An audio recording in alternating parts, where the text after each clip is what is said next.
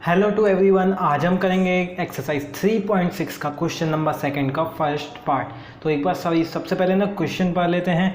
Ritu can row downstream 20 kilometre in 2 hour. Ritu downstream 20 kilometre 2 hour में जा रही है and upstream 4 kilometre in 2 hours. और upstream जा रही है तो उसको लग रहे हैं 2 आवर्स 4 किलोमीटर ट्रैवल करने में। Find the speed of rowing in still water and speed of current. तो सबसे पहले तो हम ये समझते हैं कि डाउन स्ट्रीम और अप स्ट्रीम क्या होता है। तो ना डाउन स्ट्रीम का मतलब होता है बहाव की डायरेक्शन में या फिर ना स्ट्रीम की डायरेक्शन में। जैसे कि आप ये वाला देखिए, यहाँ इस डायरेक्शन में क्या जा रहा है, पूरा ना वाटर जा रहा है। वाटर जिस डायरेक्शन में जा रहा है तो आप अगर वाटर की डायरेक्शन में या आपकी बोट वाटर की डायरेक्शन में ही जा रही है तो उसको बोलेंगे डाउन स्ट्रीम। मतलब जिस डायरेक्शन में वाटर जाएगा उसी डायरेक्शन में आप जाओगे, बोट जाएगी या स्विमिंग करना, ठीक है। ये होता है डाउन स्ट्रीम।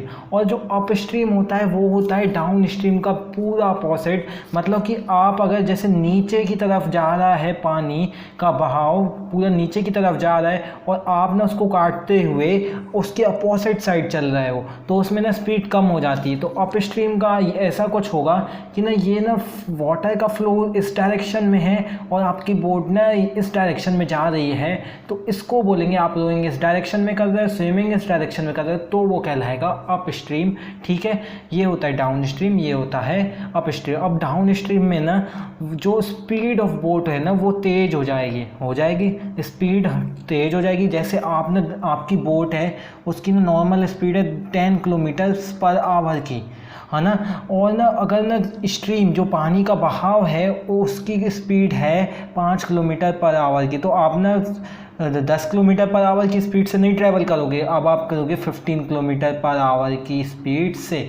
ऐसे ही ना इधर अप स्ट्रीम में ना आप 10 किलोमीटर पर आवर की स्पीड से ट्रैवल नहीं करोगे, आपकी स्पीड धीरे हो जाएगी क्योंकि आप अगेंस्ट जा रहे हो पानी के। तो आपकी स्पीड एंड में 5 किलोमीटर पर आवर हो जाएगी। मतलब आपकी बोट की स्पीड आया समझ में। अब ना हमें क्या फाइंड करना है, find her speed of rowing, उसके रोइंग की speed in still water. Still water मतलब पूरा खाली पानी है, मतलब ऐसा कि सिर्फ पानी कहीं भी, सादा पानी कहीं भी उसका मूवमेंट नहीं है, उसको बोलेंगे स्टिल वाटर, है ना। एंड स्पीड ऑफ करंट, और ना जो वाटर की करंट है उसका, है ना, वाटर की करंट मतलब ये जो वाटर इस तरफ जा रहा है इसका स्पीड, और अगर बोट की स्पीड, जो बोट की ओरिजिनल स्पीड है वो। अब देखिए बोट की ओरिजिनल जो स्पीड है ना वो डाउन स्ट्रीम वाली स्पीड और अप स्ट्रीम वाली स्पीड से अलग होगी, आपको ये समझना पड़ेगा। डाउन स्ट्रीम में ना बोट की स्पीड ना तेज़ हो जाएगी, इंक्रीज़ हो जाएगी, लेकिन अप स्ट्रीम में ना उसकी स्पीड ना ओरिजिनल स्पीड से कम हो जाएगी, क्योंकि ना वाटर का कभी आ रहा है डाउन स्ट्रीम में, अप स्ट्रीम में ना वाटर अगेंस्ट में है और अप डाउन स्ट्रीम में ना वाटर सपोर्ट में है, वाटर सपोर्ट में है। तो ना आपको अभी इसमें ना हमें ओरिजिनल स्पीड हमें पता करनी है, ना कि डाउन स्ट्रीम वाली स्पीड ना ही अप स्ट्रीम वाली स्पीड, मतलब खाली पानी में बोट की ओरिजिनल स्पीड कितनी है। तो सबसे पहले हम स्टार्ट करेंगे। हाँ, सबसे पहला स्टेप क्या होता है, वही स्टेप होता है कि ना हमें क्या फाइंड करना है, उसको वेरिएबल्स में उतार दें। इस चैप्टर में हमें फाइंड क्या क्या करना है, find her speed of rowing. Speed of rowing हम मान ले रहे हैं, पहला हमें फाइंड करना है speed of rowing. Speed of rowing, rowing की स्पीड हमने मान ली x किलोमीटर पर आवर, और हमने मान ली स्पीड ऑफ वाटर या speed of current y kilometre per hour. अब देखिए, अब आप देखिए एक बात आपको समझिए, नाउ जो स्पीड है वाटर की, स्पीड ऑफ रोइंग, रोइंग की स्पीड डाउन स्ट्रीम में कितनी होगी, डाउन स्ट्रीम में रोइंग की स्पीड कितनी होगी, तो वो होगी किस, speed of rowing plus speed of current, है ना। स्पीड ऑफ रोइंग मतलब बोट की original speed in still water आप लिख सकते हैं, plus speed of current, current मतलब वाटर की स्पीड के बराबर। दैट मीन्स स्पीड ऑफ, क्योंकि ना दोनों की स्पीड लग रही है। पानी भी आपकी मदद, जैसे आप हवा में कभी एक तरफ बहुत तेज़ हवा चल रही है और आप भी इसी तरफ दौड़ोगे तो आपकी स्पीड इंक्रीज़ हो जाएगी ना। तो ऐसे ही यहाँ होगा कि ना जैसे बोट की ओरिजिनल स्पीड है x किलोमीटर पर आवर, और अगर वो डाउन स्ट्रीम में जा रहा है तो ना उसको ना वाटर का भी धक्का गलेगा और उसकी स्पीड ना x + y, मतलब वाटर भी अपनी स्पीड उसमें प्लस कर देगा। वाटर की लहर की जो स्पीड होगी x + y kilometre per our, कि जैसे हमने 10 और 5 वाला एग्जांपल देखा था उसकी ओरिजिनल। अब ऐसे ही हम देखेंगे speed of rowing in upstream.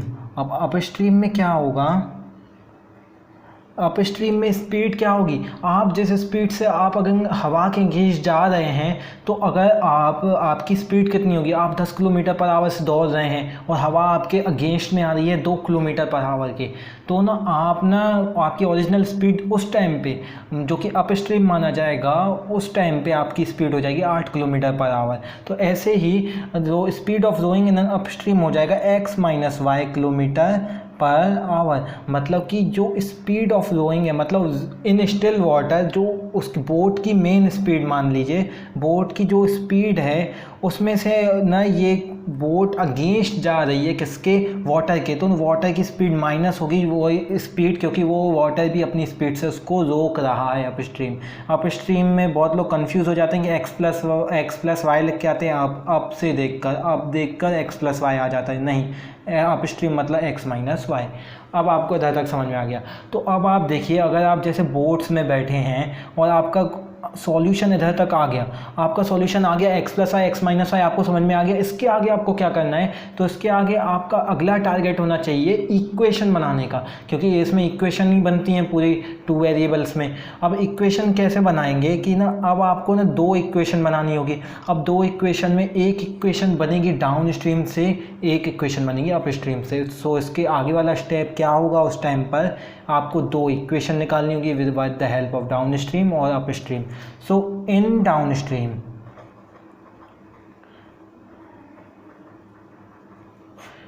Stream में क्या होगा, अब ये तो देखिए आपको पता ही होगा, डिस्टेंस होता है स्पीड इनटू टाइम, आपको पता ही होगा डिस्टेंस होता है, क्योंकि इधर डिस्टेंस स्पीड टाइम वाला इसलिए लगेगा क्योंकि यहाँ ना आप क्लू देख सकते हैं डिस्टेंस क्यों दिया गया है। Distance into speed into time use होगा तभी तो, और ना टाइम भी दिया गया है, तो इसका मतलब आप समझ जाइए कि, और स्पीड हमें फाइंड करनी है, तो डिस्टेंस, स्पीड और टाइम दिया गया है, तो ये वाले फॉर्मूले का यूज़ होना ही होना है उधर। आप ये इस बात तो समझ जाइए, distance is equal to speed into time. तो डिस्टेंस क्या था डाउन स्ट्रीम में, कितना उसने 20 किलोमीटर किया था ट्रैवल, स्पीड कितनी थी डाउन स्ट्रीम की x + y किलोमीटर, टाइम कितना लिया था उसने 2 आवर्स में, 2 आवर्स में।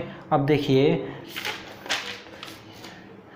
20 = 2 × x + y, 2x + 2y, 2x + 2y, और इसको हम ऐसे भी लिख सकते हैं, 2 2 कॉमन लेके कैंसिल हो जाएगा, तो 10 = x + y। ये हो गई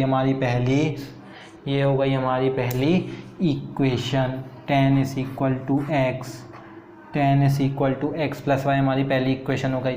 अब दूसरी इक्वेशन आएगी अप स्ट्रीम से, आप खुद निकालने की वीडियो ट्राई करिए एक बार, फिर आप वीडियो स्टार्ट करिए अगेन। देखिए अब अप स्ट्रीम में क्या होगा, distance is equal to speed into time. पहले हम पूरा फॉर्मूला लिखेंगे, स्पीड इनटू टाइम। डिस्टेंस कितना ट्रैवल कर पाई थी 4, क्योंकि ना अप स्ट्रीम में मैंने बताया स्पीड और डिस्टेंस आप कम ही ट्रैवल कर पाओगे क्योंकि स्पीड ना धीरे ही होती है ना। x - y इंटू टाइम कितना लिया था, 2 ही घंटे लगे थे, है ना, इसलिए। अब 4 = 2x - 2y, और 2 2 कैंसिल हो जाएगा, है ना, कॉमन लेके, तो आ जाएगा 2 = x - y। ये हो जाएगी हमारी सेकेंड इक्वेशन। ये हो जाएगी हमारी सेकंड इक्वेशन। अब देखिए यहाँ फर्स्ट इक्वेशन आ गई, सेकंड इक्वेशन आ गई। अब 10 है मतलब 10 is equal to x plus y, 2 is equal to x minus y. बहुत लोग तो समझ गए होंगे कि हाँ x होगा 6 और ये y होगा 4, है ना, x प्लस वाई। तो हम अब कैसे करना है, हमें एलिमिनेशन मेथड से करना है। आप बाय एलिमिनेशन मेथड से आप ऐसे लिख सकते हैं ऐड फर्स्ट एंड सेकेंड। आपको इधर अलग से लिख कर ऐड करना होगा, मैं अभी डायरेक्ट कर रहा हूँ। 10 + 2 कितना हो जाएगा 12, इस x प्लस x हो जाएगा 2x और y प्लस माइनस वाई मतलब y माइनस वाई, तो ये दोनों हो जाएंगे cancel. That is equal to 12 हो जाएगा 2x, अब x हो जाएगा 12/2, that means x is equal to 6 km/h। मतलब स्पीड ऑफ बोट 6 km/h से बोट भाग रही थी। और अब हम कौन सी इक्वेशन में रख दें, put the value of x in कौन सा फर्स्ट में रख दे रहे हैं 10 is equal to x plus y, that means 6 + y, और y is equal to 4 km/h। तो आपको फिर आखिरी में एक स्टेटमेंट लिखना होगा कि hence the speed of boat is 6 km/h and speed of current, speed of rowing is 6 km/h and speed of current is 4 km/h, है ना। तो आपको आई होप आपको बिल्कुल क्लियर हो गया होगा कि ये कैसे करना है। Thank you so much.